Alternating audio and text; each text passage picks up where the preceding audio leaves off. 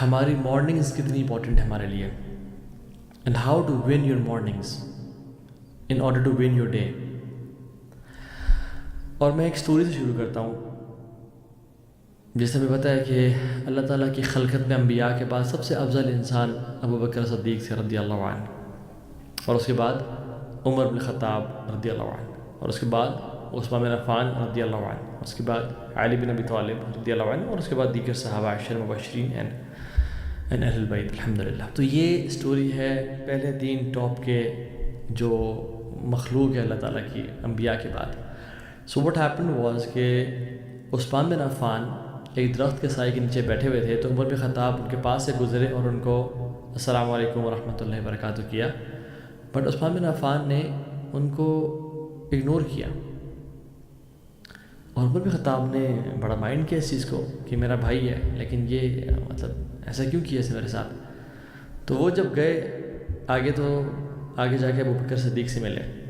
اور یہ وہ دور ہے کہ جب اللہ کے نبی صلی اللہ علیہ وسلم ان کے اور ہمارے محبوب وہ گزر چکے اس دنیا سے، اور ابو بکر صدیق کی خلافت کا دور ہے. نا ابو بکر صدیق از دا کیلف. عمر بن خطاب نے کہا ابو بکر کو کہ رضی اللہ عنہم کہ میں نے عثمان کو سلام کیا اور اس نے مجھے ایک تو اگنور کیا اور مجھے میرے سلام کا جواب تک نہیں دیا.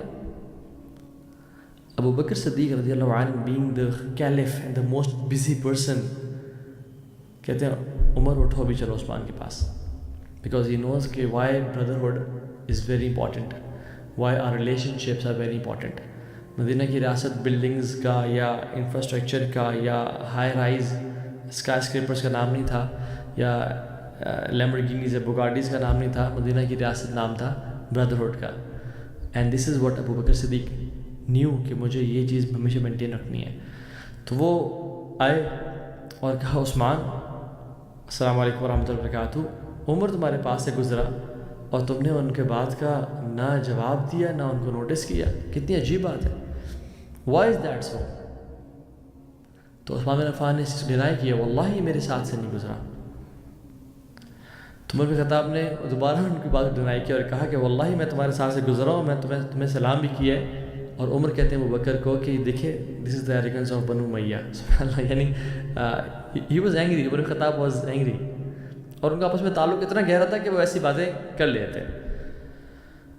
سبحان اللہ. تو عثمان بن عفان بڑے حیران ہو گئے اور انہوں نے کہا کہ I was indulged into a thought, میں ایک سوچ میں اتنا شاید گم ہوں گا کہ مجھے پتہ نہیں چلا عمر آپ گزرے ہیں. واللہ آئی ہیو نو کلو کہ آپ گزرے ہیں.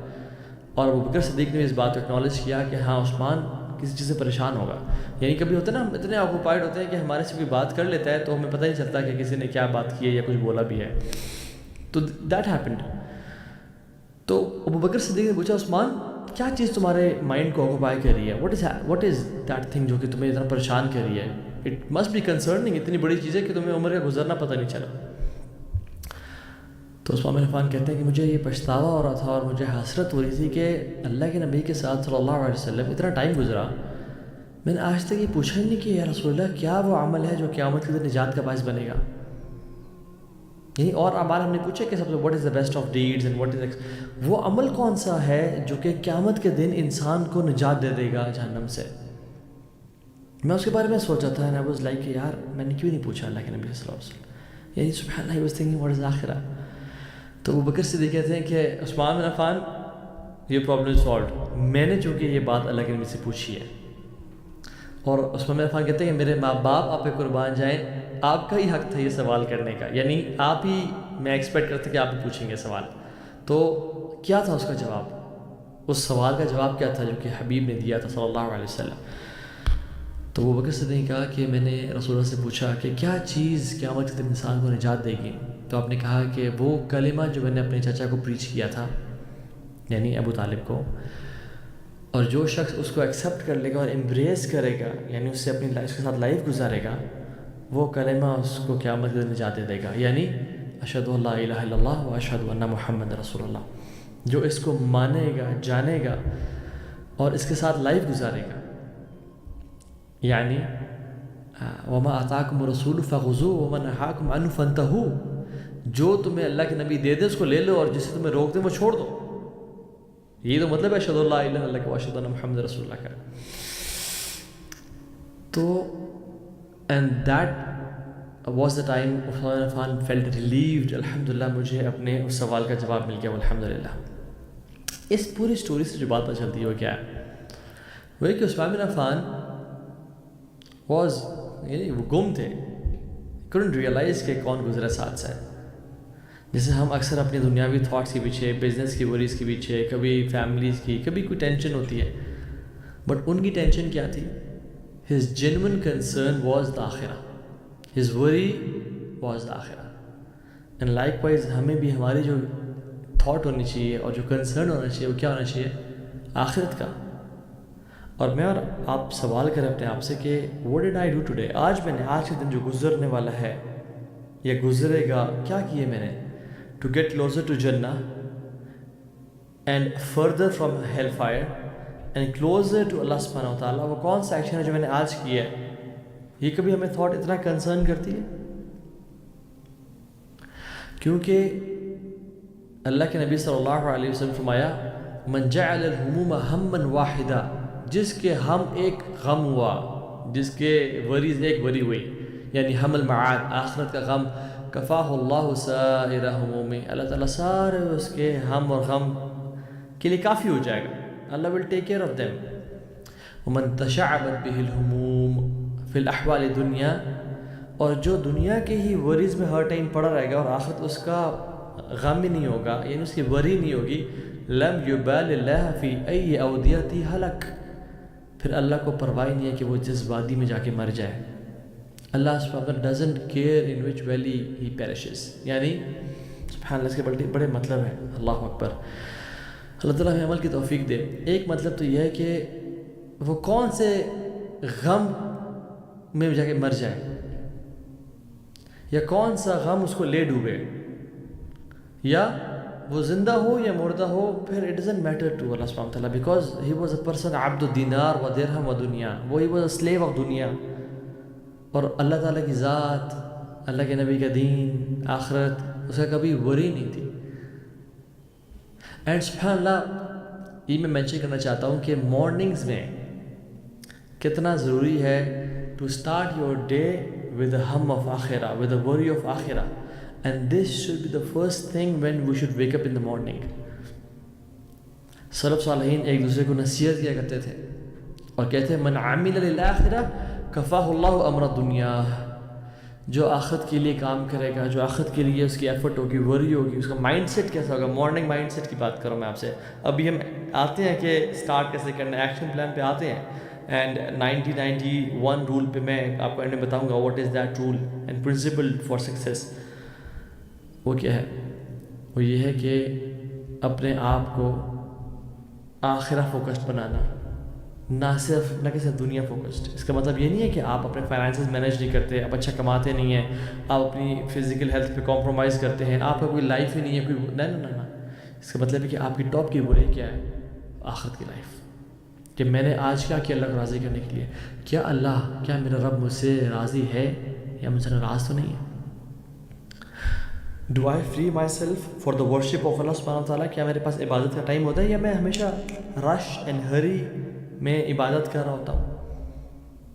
اللہ کے نبی نے کہا کہ ان اللہ تعالی یقول, اللہ تعالیٰ خود فرماتے ہیں, حدیث قدسی ہے, یا ابن آدم کی اولاد, تفرغ لعبادتی, اپنے آپ کو میری عبادت کے لیے فارغ کر لیں.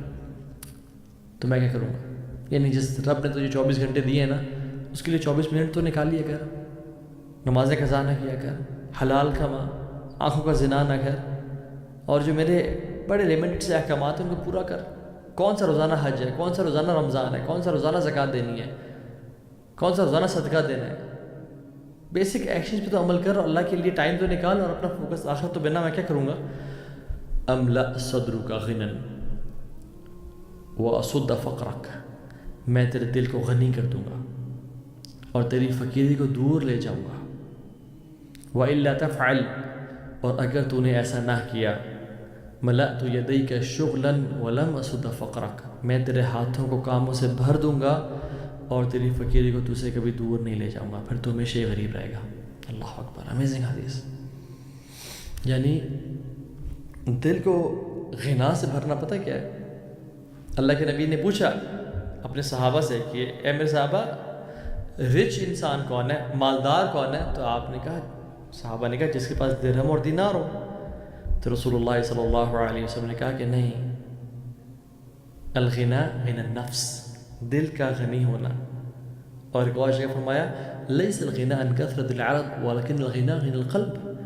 زیادہ رچنس یہ نہیں ہے کہ انسان کے پاس بینک بیلنس بہت زیادہ ہو یا کروڑوں روپے پڑے ہو. اصل رچنس، اصل تبنگری اور بادشاہی کیا ہے کہ انسان کے دل مطمئن ہو اور غنی بے پرواہ ہو، اس کو پریشانیاں نہ ہو، انزائٹی سے نہ گزرا ہو. وہ انسان اپنے کاموں میں بھاگتا رہے گا، گرتا رہے گا، اور اسے کام بھی ولم اسد فقرک، اور اسے کام بھی پورے نہیں ہوں گے. سبحان اللہ.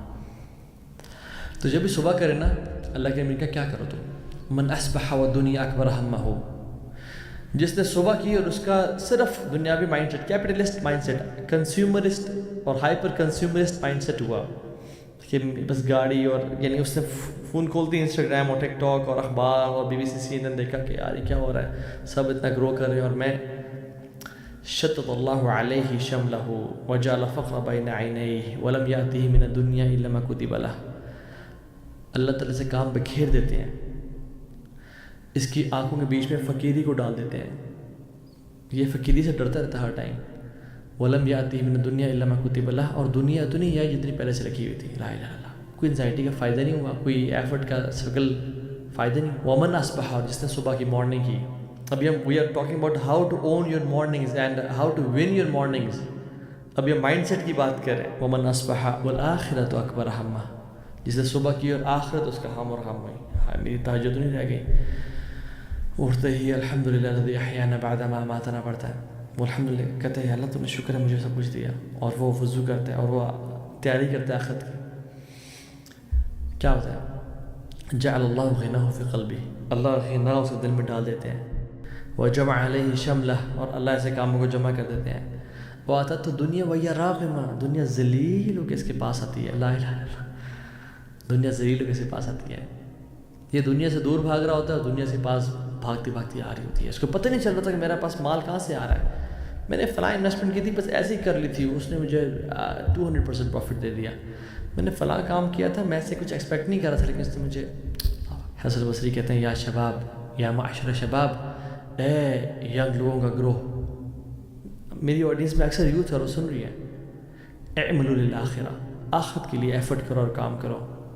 کیونکہ وہ کہتے ہیں میں نے بہت سے لوگوں کو دیکھا جنہوں نے آخرت کے لیے کام کیا، اللہ نے ان کو دنیا بھی دی، آخرت بھی دی. اور میں نے بہت سے لوگ ایسے دیکھے جنہوں نے دنیا کے لیے کام کیا، ان کو دنیا تو ملی یا نہیں ملی، آخرت کبھی نہیں ملی. پھر ان کو ان کی موت ہی ایسی اور ان کی لائف ایسی گزری. سبحان اللہ. It is very easy for اللہ سبحانہ و تعالیٰ to take care of your دنیا. یہ جو ہمارے لیے بڑی چیزیں نا، 50 کروڑ، 100 کروڑ، 1 ارب، رب کے لیے کچھ بھی نہیں، پوری دنیا کچھ نہیں ہے. مچھر کا پر ہے.